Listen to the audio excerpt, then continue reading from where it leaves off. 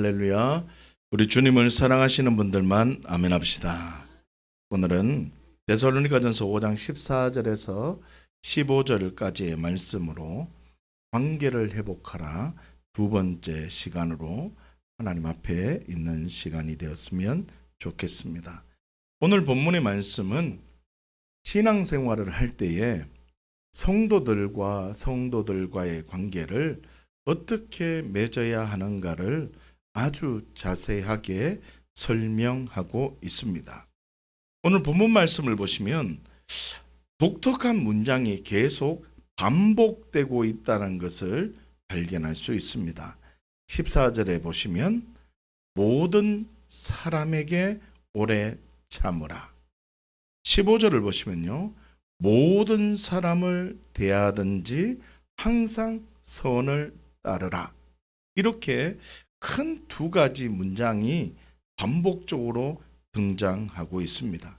다시 말하면 사도 바울은 데살로니가 교회에게 성도들과 성도와의 관계를 크게 두 가지로 구분해서 관계를 맺어야 된다라고 선언하고 있습니다. 첫째는 모든 사람에게 오래 참으십시오. 두 번째는 모든 사람을 대할 때 항상 선으로 행동하십시오. 이렇게 선언하고 있다는 뜻입니다. 그렇다면 신앙생활을 할 때 어떤 마음을 가져야 되는지 그 의미를 깊이 생각해 보았으면 좋겠습니다. 첫 번째, 데살로니가전서 5장 14절 말씀입니다. 시작. 또 형제들아 너희를 권면하노니 게으른 자들을 권계하며 마음이 약한 자들을 격려하고 힘이 없는 자들을 붙들어 주며 모든 사람에게 오래 참으라. 아멘. 첫 번째는요. 모든 사람에게 오래 참아야 합니다. 오래 참으라 라는 이 단어가 어떤 의미인지를 조금 확인을 해야 됩니다. 이 오래 참으라 라는 단어를 원문으로 확인을 하면 마크로디메오라는 단어입니다. 이 마크로디메오라는 단어는 마크로스라는 단어와 디모스라는 단어가 연결되어진 단어입니다.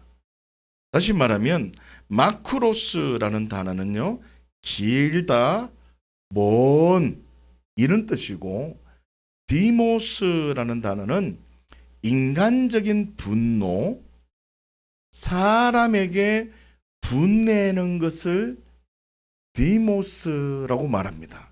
그럼 무슨 뜻일까요? 마크로디메오는 인간적인 분노가 먼 상태라는 뜻입니다. 마크로디메오는 사람에게 분내는 것과 거리가 먼 상태를 마크로디메오 오래 참으라라는 뜻입니다. 다시 말하면 오래 참으라라는 단어는 사람과의 관계 속에서 사용되는 단어이고 사람과의 관계 속에서 오래 참아야 한다는 뜻입니다. 성경에서 오래 참으라는 뜻이 두 종류가 있습니다. 오래 참으십시오. 때로는 인내하십시오. 이런 두 개의 단어가 있는데 오래 참으라는 단어는 사람과의 관계 속에서 오래 참으십시오. 기다려 주십시오. 라는 단어의 뜻이고 인내하십시오. 인내하여야 됩니다. 이런 단어는 사람과의 관계가 아니라 상황과 고난에 대해서 인내하십시오. 사람이 아니라 상황에 그 어려운 환경에 인내하십시오. 참으십시오. 라는 뜻을 사용할 때는 인내하라 라는 단어를 씁니다. 다시 말하면 오늘 데살로니가전서 5장 14절에서 모든 사람에게 오래 참으라는 뜻은 그리스도인은 사람을 견디는 힘이 있어야 합니다 라는 뜻입니다. 사람을 대할 때 그 사람을 대할 때 견디는 힘이 있어야 한다는 뜻입니다. 고린도전서 13장 4절 말씀을 함께 한번 보십시다. 시작. 사랑은 오래 참고 사랑은 온유하며 시기하지 아니하며 사랑은 자랑하지 아니하며 교만하지 아니하며. 아멘. 금방 읽은 말씀은 고린도전서 13장이고 우리가 알고 있는 사랑장이라고 합니다. 사랑을 이야기하면서 가장 먼저 선언하고 있는 것이 무엇입니까? 사랑은 오래 참고입니다. 사랑은 오래 참고, 이 단어가 바로 마크로티미오, 같은 단어입니다.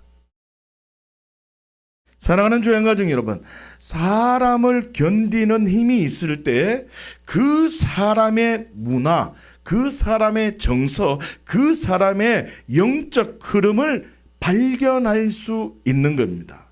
그런데요, 그 사람에 대해서 견디는 힘이 없으면 모든 것을 영적으로 해석해버려서 또 다른 실수를 해버린다는 것을 우리는 기억해야 하는 것입니다.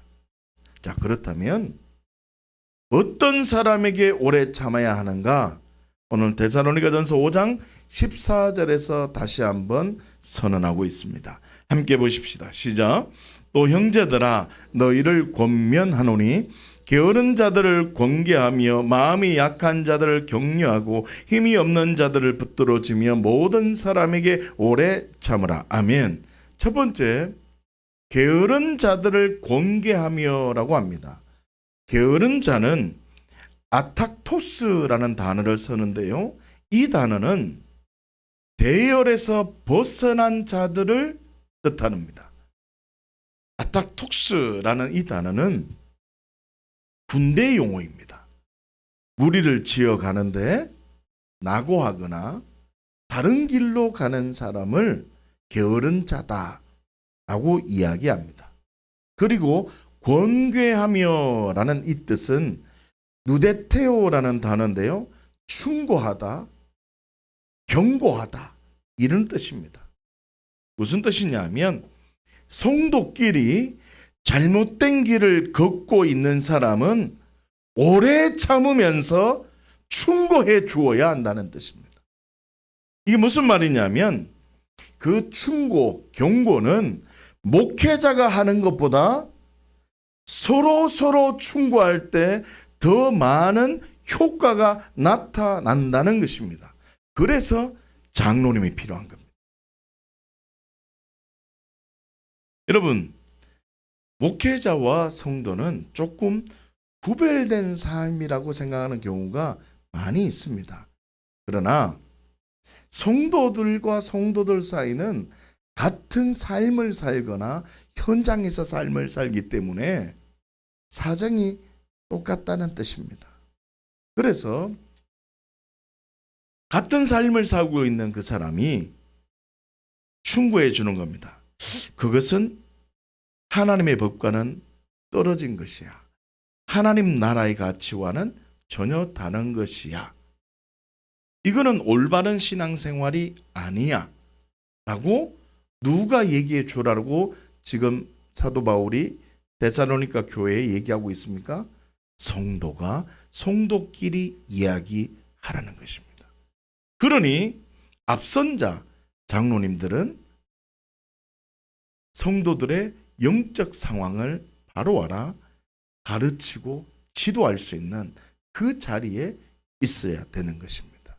우리 모두가 서로 사랑하는 마음으로 오래 참으면서 이야기해주고 그 이야기를 오래 참으며 받는 귀한 가족 모두가 되시기를 예수님 축복합니다. 두 번째로 마음이 약한 자를 격려하고라고 되어져 있습니다. 마음이 약한 자는, 이 단어는 올리콥티시코스라는 단어인데요. 이 원뜻이 뭐냐면 겁이 많은 사람을 뜻합니다. 겁이 많은 사람. 격려하고라고 되어 있는데 이 단어는 파라미데오마이라는 단어로 위로해 줘라라는 말입니다. 이 말은 무슨 뜻이냐면 겁이 많아서 두려움에 떨거나 아무것도 못하는 사람에게는 오래 참으면서 위로해 주어야 한다는 뜻입니다. 무슨 뜻이냐면 용기가 없는 자, 무엇을 하려고 하는데 이렇게 낙심되어져 있는 자는 어떻게 해요? 위로하며 잘할 수 있다. 같이 한번 해보자. 오후 예배도 같이 한번 드려보자. 수요 예배도 한번 드려보자. 금요 예배도 드려보자. 새벽 기도에도 한번 드려보자. 이렇게 격려하고 용기를 줘야 되는데 어떻게 해야 된다고요? 오래 참으면서 위로해 줄 때 그 놀라운 은혜가 풀어진다는 뜻입니다. 세 번째, 힘이 없는 자를 붙들어 주며라고 되어져 있습니다. 힘이 없는 자는 아스데네스라는 단어인데 잘못된 힘을 가진 자를 말합니다. 여러분, 성경에서 잘못된 힘이라는 뜻은 잘못된 믿음, 건강하지 않은 믿음을 뜻합니다. 그렇기 때문에 잘못된 믿음을 가진 자는 오래 참으면서 바른 믿음, 예수님을 알 수 있도록 복음을 받아들였다면 자유가 있어야 될까요? 눌려 있어야 될까요? 자유가 있어야 됩니다. 그렇게 자유를 누릴 수 있도록 붙잡아 주어야 한다는 겁니다. 어떻게 해요? 오래 참으면서. 이 비밀을 발견해서 정말 하나님의 그 은혜가 풍성해지는 죄안가족 모두가 되시기를 예수님 축복합니다. 무슨 뜻인가 하면 그리스도인은 말씀대로 살아가기 위해서 사람을 견디는 힘이 필요하다는 뜻입니다. 그렇기 때문에 오래 참으면서 게으른 자, 약한 자, 힘이 없는 자를 오래 참으면서 도와줄 때 믿음의 소문이 각처에 퍼진다는 것입니다. 여러분, 무인도에 어떤 사람이 표류하게 되었습니다. 아무도 살지 않는 곳에 혼자 그 땅에 있게 된 겁니다. 이 표류한 사람은 정말 신실한 그리스도인이었는지 몰라도 이렇게 행동했습니다. 아무도 없고 보는 사람이 없지만 교회를 세우고 예배드리기 시작했습니다. 참 아무나 할 수 없는 일을 하고 있는 겁니다. 그런데 좀 기간이 얼마 지나서 또 어떤 사람이요, 똑같은 그 땅에 표류하게 되었습니다. 그런데 그 사람이 깜짝 놀랐답니다. 그 이유는 혼자 살고 있는데 교회가 2개였기 때문입니다. 혼자 사는데 왜 교회가 2개입니까? 라고 그 사람한테 물어봤대요. 그러니까 그 사람이 뭐라 그런지 압니까? 저 교회에 다니니까 마음이 안 들어서 이 교회에 다닌다는 겁니다. 혼자 있는데. 여러분, 오래 참지 못하고 견디는 힘이 없어서 혼자 사는 곳인데도 불구하고 교회를 2개나 지어놓고 다닙니다. 여러분, 저와 여러분들에게 지금 하나님께서 말씀하십니다. 오래 참으십시오. 사람과의 관계 속에서 오래 기다려 주십시오. 우리 하나님은요, 우리가 하나님 말씀 앞에 있을 수 있도록 끝까지 참아주셨습니다. 십자가에서 자기 아들을 죽이면서까지도 우리를 오래 참으셨다는 겁니다. 오래 참으십시오. 그리고 도와주십시오. 기도를 못하면 같이 도와주시고, 말씀을 모르면 말씀을 좀 가르쳐 주시고, 그 사람이 뻘쭘한 상황이 되지 않도록 같이 함께 오래 함께 도와주셔야 됩니다. 그럴 때 하나님의 사랑이 경험되기 시작하고 믿음의 소문이 각처에 퍼지는 것입니다. 2번째로 모든 사람에게 선하게 반응해라고 사도 바울이 데살로니가전서 교회에게 서신을 보내면서 이야기합니다. 데살로니가전서 5장 15절 말씀을 함께 한번 보십시다. 시작. 삼가 누가 누구에게든지 악으로 악을 갚지 말게 하고 서로 대하든지 모든 사람을 대하든지 항상 선을 따르라. 아멘. 말씀을 보시면요, 누구에게든지 악으로 악을 갚지 말고 모든 사람을 대하든지 어떻게 해요? 항상 선을 따르라고 선언하고 있습니다. 사랑하는 주양가족 여러분, 우리가 선한 일을 하기 때문에 구원받는 것이 아닙니다. 구원받았기 때문에 선한 일을 해야 되는 겁니다. 구원받았기 때문에 악을 악으로 갚지 않는 것입니다. 더 나아가서 구원받았다면 십자가의 부르심이 있다는 것을 알았다면 내가 용서받았고 내가 용납받았고 내가 무한 긍휼함을 내가 받았기 때문에 내도 이제 다른 사람에게 용서하며 용납하는 삶, 악을 악으로 갚지 않는 성을 행하는 삶을 살아가야 된다는 뜻입니다. 사무엘상 24장 4절 말씀을 함께 한번 보십시다. 시작. 다윗의 사람들이 이르되 보소서 여호와께서 당신에게 이르시기를 내가 원수를 내 손에 넘기리니 내 생각에 좋은 대로 그에게 행하라 하시더니 이것이 그나이니이다 하니 다윗이 일어나서 사울의 겉옷자락을 가만히 베니라. 아멘. 금방 읽은 말씀은 다윗이 어떤 굴에 숨어 있었습니다. 다윗이 어느 굴에 숨어 있었는데 사울이요, 다윗이 숨어 있다는 것을 전혀 모르고 사울이 쑥 들어가서 용변을 볼 때의 상황입니다. 4절을 보시면요, 다윗의 그 친구들이 뭐라고 얘기하냐면 아이고 지금 이때다. 지금 다윗을 죽이자. 지금 사울이 너를 지금 계속 괴롭히고 있고 원수를 내 손에 넘긴다고 말했고 내 생각이 지금 아주 그날이고 지금이다. 빨리 사울을 죽여버리자. 원수를 갚자. 라고 이야기를 합니다. 그럴 때 다윗이요, 주변 사람들이 그렇게 지금 이때니까 빨리 그 사울을 죽이자라고 할 때 다윗은 어떻게 했는 줄 아십니까? 4절 끝에 보시면요, 조용히 일어나서 사울의 겉옷자락만 베었다는 것입니다.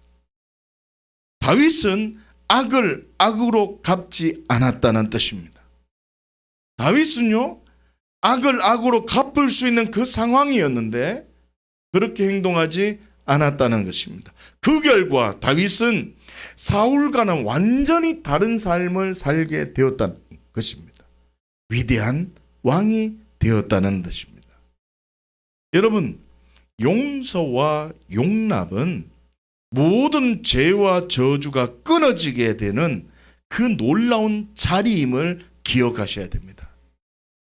악을 악으로 갚지 말고 사랑할 때에 하나님의 크신 능력을 경험하게 되는 것입니다. 사랑하는 주양가족 여러분, 생명력이 없는 교회는요, 손가락질만 합니다. 아이고 이 사람은 이거 잘못, 모이면요, 이 사람은 이거 잘못했다, 이 사람은 이래서 잘못됐다, 안 된다, 이런 얘기만 하는데 생명력 있는 교회, 생명력 있는 사람은요, 그 사람 최고다. 그 사람 최고다. 옆에 사람 보면서 당신이 최고입니다. 당신이 최고입니다. 당신 때문에 행복합니다. 오늘 최고입니다. 오늘 최고입니다. 여러분, 이 손가락 이 하나가 엄청난 삶이 변화되는 것입니다. 사랑하는 주양가족 여러분, 사람을 견디는 힘을 가져야 됩니다. 십자가의 사랑으로 용납하며 용서합시다. 여러분, 목회자와의 관계를 통해서 성막이 든든히 세워진다고 했습니다. 그리고 오늘은 성도와의 관계를 통해서 성전 또한 든든히 세워지기를 원합니다. 이렇게 든든히 세워지기 위해서는 오래 참고 어떻게 해야 된다고요? 악으로 갚지 않고 선으로 갚아야 됩니다. 그럴 때 풍성한 열매가 항상 있는 정인의 삶이 된다는 것을 기억하시고 믿음의 삶을 살아가는 죄안 가족 모두가 되시기를 예수님의 이름으로 축복합니다. 함께 기도하십시다.